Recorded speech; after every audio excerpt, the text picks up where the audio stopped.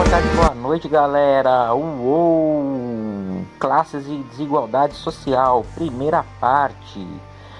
Vamos lá. O termo exclusão social, ele não é utilizado pela sociologia, não é um conceito sociológico assim que é um consenso, né?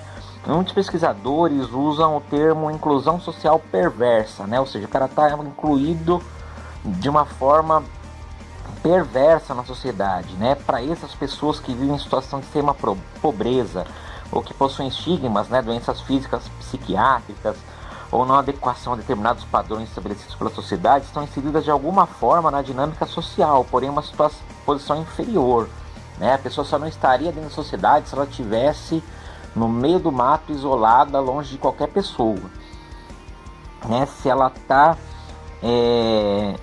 dentro da sociedade, mesmo que passando fome, comendo do lixo, ela está incluída, só que de uma forma perversa, né?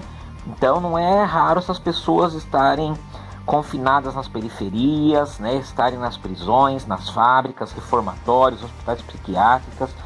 Mas aqueles sociólogos que defendem o conceito exclusão social acreditam que as desigualdades socioeconômicas e dos valores culturais desenvolvem diferenças alarmantes entre os que possuem e os que não possuem, os que têm ou não status, de modo que alguns indivíduos são excluídos das diversas esferas da vida social.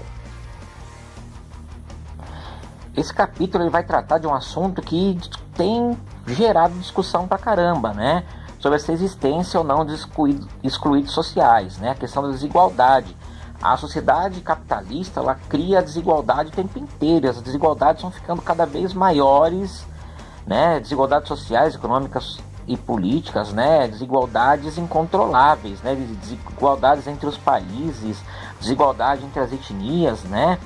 E nós conhecemos sociedades que possuem códigos culturais próprios de separação entre grupos sociais com base em local de origem, hereditariedade, né? A gente sabe lá na Índia, por exemplo, ainda hoje, entre as pessoas que praticam o hinduísmo, existe a diferença por castas, né? As pessoas de determinadas castas não podem exercer determinadas profissões, não podem se relacionar com pessoas de outras castas, né? Uma coisa bem complicada.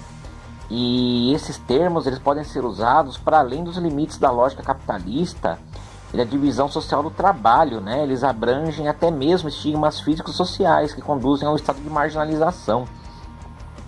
Essa problemática surgiu no contexto da consolidação do capitalismo moderno, da ascensão do pensamento liberal e das revoluções burguesas, visto que a igualdade sempre foi um elemento difícil de ser alcançado no capitalismo, independente da sua fase, né? Por exemplo, a ideia da meritocracia defende que todos podem vencer na vida. O livro de vocês mostra a imagem, né? Na página 108. Tá escrito meritocracia, tá uma bandeira quadriculada mostrando o ponto de chegada, uma escada para subir até esse ponto e uma pessoa cadeirante, né? Ou seja, como essa pessoa vai chegar no topo dessa escada se a escada não se a cadeira de rodas não sobe escada, ela sobe rampa, né? As revoluções do século XVIII e XIX, elas estão diretamente relacionadas aos princípios de cidadania moderna. A base do mundo pós-iluminista é a Declaração de Direitos do Homem e do Cidadão, finalzinho do século XVIII, né? No entanto, como efetivar as premissas iluministas em tese garantidas pelas constituições democráticas contemporâneas, se ainda há evidentes desigualdades de gênero, etnia, cor da pele, cultura política, estigmas relacionados a doenças, condição social e poder aquisitivo. Ainda existe racismo pra caramba na nossa sociedade. Como você falar de cidadania, sendo que a maior parte dos pobres do Brasil são negros, né? Como você vai falar de cidadania, sendo que o Brasil é o país que mais mata gays no mundo? Uma questão complicada, né? Segregação simbólica, as políticas de ação afirmativa, né? Como por exemplo as cotas raciais e as voltadas para pessoas com deficiência, também as estratégias de inclusão digital e programa de incentivo financeiro são algumas das possíveis formas de beneficiar aqueles que estão em posição desfavorável dentro da perspectiva capitalista e uma sociedade que valoriza a competição, o consumo e o status social e econômico, né? Então, de alguma forma, essas medidas elas tentam reduzir a desigualdade, não é tentar favorecer, não é tentar fazer o branco ser mais, o negro ser mais do que o branco, né? Vou dar cota para o negro estudar e ser mais rico que o branco. Não, é para o negro ter algum acesso, porque houve um passado de injustiça, né? Parte da elite dos estratos sociais mais elevados vem com reserva a qualquer tentativa de corrigir assimetrias, né? Mas ao menos as mesmas pessoas tendem a falar do quão importante é ampliar a participação cidadã e a inclusão social. Aqueles a quem supostamente desejam melhoria na qualidade de vida são aceitos de maneira parcial como coadjuvantes, né? Ou seja, você pode melhorar de vida, mas desde que você seja trabalhador braçal, jardineiro, diarista, motorista, porteiro ou essa palavra é difícil, hein, gente? Vou respirar fundo para dizer. Infoproletário. Ufa, consegui. Que são os programadores, os operadores de telemarketing, né? Mas eles não podem estar no mesmo espaço que as elites, né? Eles erguem muro de segregação. Uma coisa que chamou muita atenção, não sei se vocês lembram, vocês eram pequenos na época, essa coisa rolou há uns 5, 6 anos, a questão dos rolezinhos, que a galera da periferia, a galera do funk principalmente, se encontravam para fazer rolezinho nos shoppings. E isso causava muito transtorno, sendo que os seguranças tiravam esses jovens de dentro dos shoppings, né? Ou seja, os jovens estavam lá no shopping com dinheiro para consumir no shopping, mas não poderiam ficar lá, né? Todos têm direito ao consumo, né? Mas os grupos sociais têm diferenças, né? E aí a gente vê que o problema está no fato que os fenômenos sociais, como os rolezinhos e o funk ostentação, mostram que aqueles com menor poder aquisitivo também querem participar do circuito de consumo, estimulado justamente pelo capitalismo que ofereceu às elites os seus benefícios, mas negligenciou parcelas da sociedade. Isso fica de crítica, por exemplo, aos governos do PT. Os governos do PT fizeram com que as pessoas tivessem acesso aos bens de consumo, mas não fizeram com que as pessoas adquirissem consciência.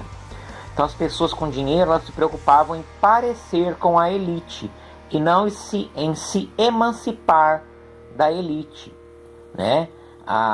Os governos do PT e as esquerdas da América Latina criaram bons consumidores e não cidadãos conscientes, né? E esse choque de realidade, muitas vezes ele é oculto pela maneira cordial como são as relações, né? Às vezes o conflito, né, que nada tem a ver com uma transformação radical na ordem vigente, fica escancarado, né? Em 2010, o governo do estado queria instalar a estação Higienópolis do metrô. Higienópolis é um bairro que, apesar de ser no centro da cidade, é um bairro muito nobre, é um bairro de um dos mais caros da cidade, né? Só pessoas muito ricas moram em Higienópolis. Rica ou no mínimo classe média alta, né? Higienópolis, classe média alta, rico, bilionário, né? Pessoas que têm muito dinheiro.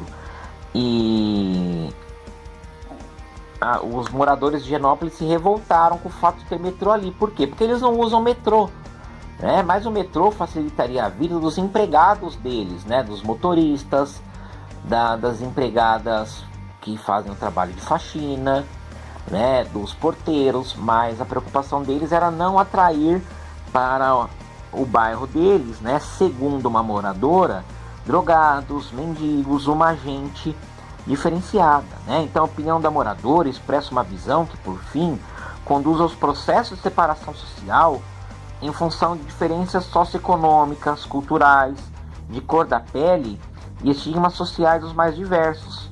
Entretanto, é importante ressaltar que a segregação social ocorre por meio da atuação de diversos elementos. Beleza?